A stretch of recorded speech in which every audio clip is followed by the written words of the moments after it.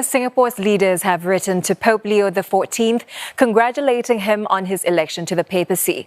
They have also expressed the desire to continue the deepening of ties. President Rajaratnam says he welcomes the growing relationship between Singapore and the Vatican. He says the country values the Catholic Church's contributions to Singapore's development in education, healthcare and social services. He adds that these efforts helped promote a culture of compassion and inclusiveness for people of all backgrounds.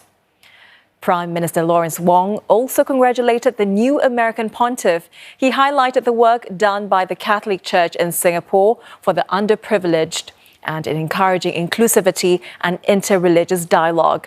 He also acknowledged the long-standing and warm relations strengthened by Pope Francis' state visit to Singapore last year. Foreign Affairs Minister Vivian Balakrishnan has also congratulated Pope Leo XIV. He acknowledged the pontiff's call for peace and dialogue in his address.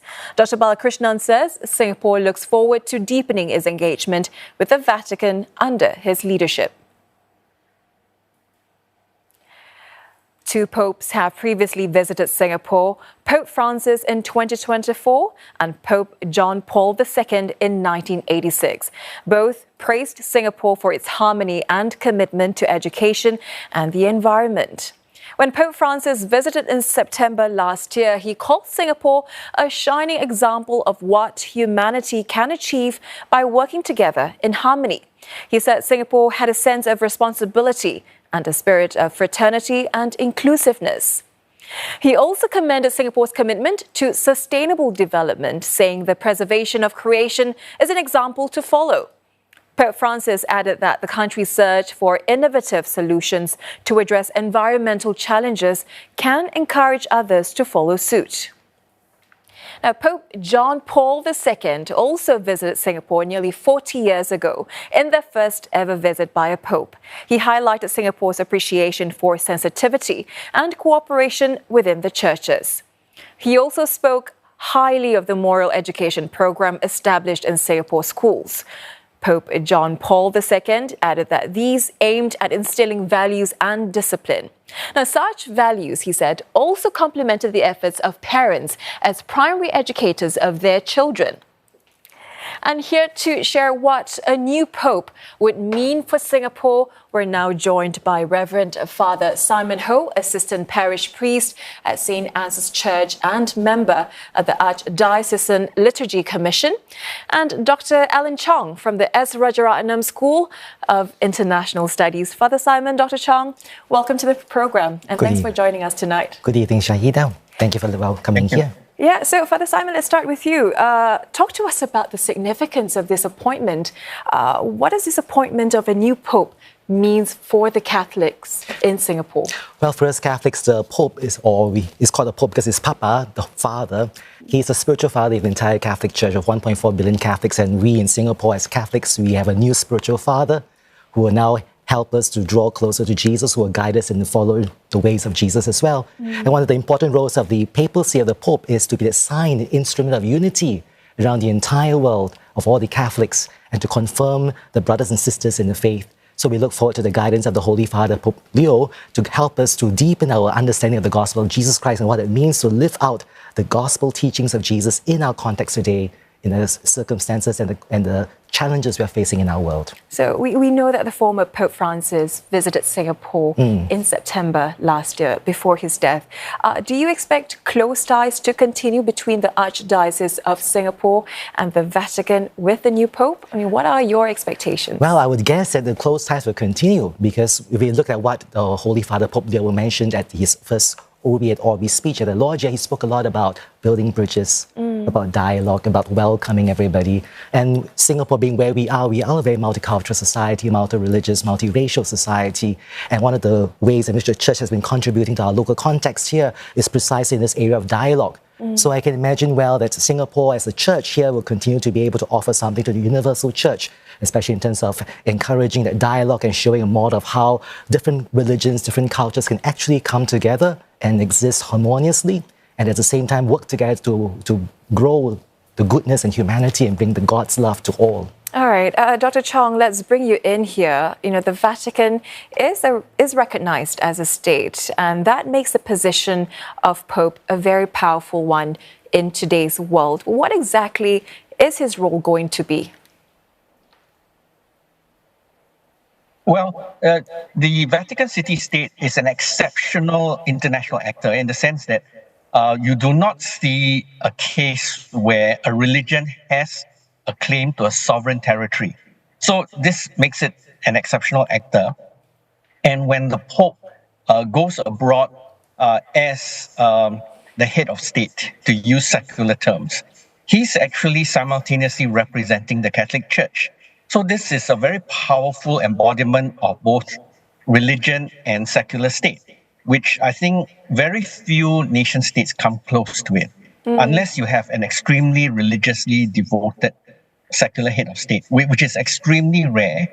And I think this also allows the Catholic Church, in the person of the Pope, to actually say things that secular heads of state dare not say or cannot say.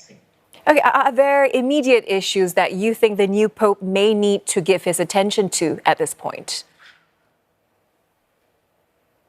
I draw encouragement from China's positive greetings to the election of the new Pope, because China has always been an issue.